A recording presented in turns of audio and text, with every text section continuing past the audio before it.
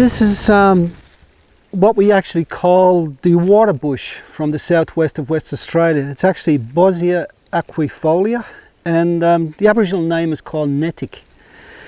And this is quite prolific in the forest simply because of frequent fire. It loves fire. It actually gets stimulated by fire, and of course what happens is that after it's actually matured and then fallen over, it leaves copious amounts of litter here throughout the forest, creating a fire hazard.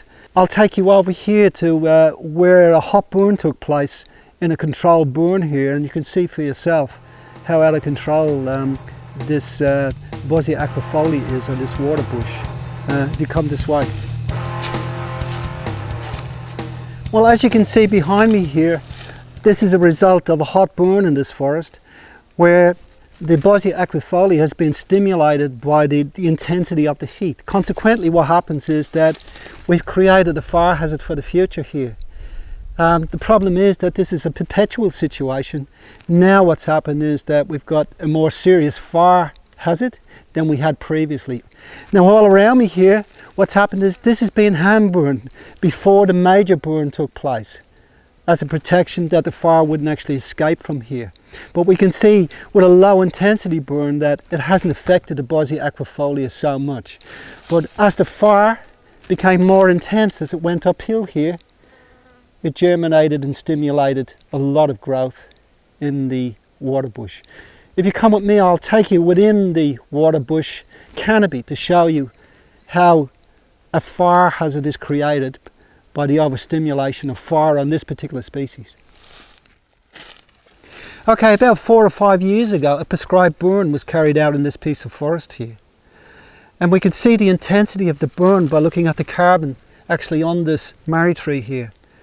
But what's happened is, because the fire was so intense, what's happened is that it basically sort of killed most of the understory plants, but stimulated and germinated this particular Waterbush here, Bosnia aquifolia. Consequently, what's happened is that it's simplified the forest to a stage that it's become a fire hazard with this particular sort of plant that loves fire. Okay, if we have a look on the forest floor here, we can see all this debris of the Bosnia aquifolia as it's breaking down. So we've got a very severe fire hazard here that's being created ironically by prescribed burning. We're standing in the Loudon State Forest near Wellington Mills, and you can see the aftermath of a prescribed burn that took place here about 3 or 4 months ago. Once again we have the Waterbush, the Bosnia aquifolia, which of course now, as you can see, is a fire hazard.